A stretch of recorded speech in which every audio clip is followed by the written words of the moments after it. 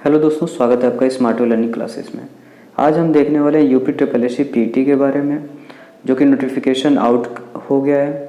और अगर आप UP triple S C PT qualify करते हैं तो वो कब तक के लिए वैलिड होगा, एप्लीकेशन डेट कब से कब तक है, एज जो है लिमिट क्या है, अगर फॉर्म में कोई भरने में कोई गड़बड़ी हो जाती है तो फॉर्म करेक्शन डेट क्या है, और मिनिमम क्वालिफिकेशन क्या है फॉर्म को भरने के लिए, और एग्ज़ाम पैटर्न क्या है, ये सारी चीज़ें हम इसमें डिटेल से देखेंगे।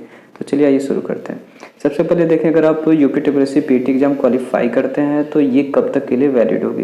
तो ये जो है 1 साल के लिए, ये जो है 1 साल के लिए वैलिड होगी।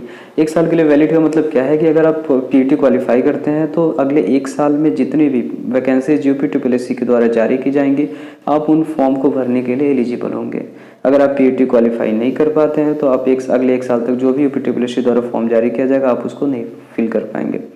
अगर एप्लीकेशन डेट की बात करें तो 25 मई से एप्लीकेशन फॉर्म जो है शुरू कर दिया गया है फिलअप करने के लिए, और इसकी जो लास्ट डेट है वो 21 जून तक है। तो आप डेट लेट ना करें, क्योंकि ये जो है काफ़ी क्रिटिकल है और 5 चरणों में फॉर्म भरने जाना है, तो इसलिए आप जल्दी से जल्दी फॉर्म को भर लें। अगर एज लिमिट की बात करें तो 18 से 40 साल तक के लिए एज लिमिट दी गई है, और ये जो 1 साल यानी मतलब कि 1 जुलाई 2021 तक आपकी जो एज है वो 18 से 40 साल तक के बीच में होनी चाहिए। अगर आपने फॉर्म भरते समय कोई गड़बड़ी कर दी है या कोई मिस्टेक हो गई है तो उसके लिए फॉर्म करेक्शन डेट है, ये जो है आपका 28/6 तक। अगर आपने फॉर्म भरते समय कोई गड़बड़ी हो गई तो आप 28 जून तक फॉर्म को करेक्शन कर सकते हैं फॉर्म में। नेक्स्ट बात करते हैं कि मिनिमम क्वालिफिकेशन क्या होना चाहिए। सबके मन में ये डाउट होता है कि अगर ये फॉर्म भरने के लिए मिनिमम क्वालिफिकेशन क्या है, तो आज डाउट मैं क्लियर कर देता हूँ। अगर आपने किसी उत्तर प्रदेश के किसी भी रिकॉग्नाइज्ड यूनिवर्सिटी या बोर्ड से 10th कंप्लीट किया हुआ है तो आप ये फॉर्म भरने के लिए एलिजिबल हैं। अगर एप्लीकेशन फ़ीस की हम बात करें तो एप्लीकेशन फ़ीस जो है जनरल ओबीसी के लिए 185 रुपीज़ रखी गई है, SC ST के लिए 95 रुपीज़ रखी गई, और फिजिकली हैंडीकैप्ड पर्सन के लिए 25 रुपीज़ रखी गई है।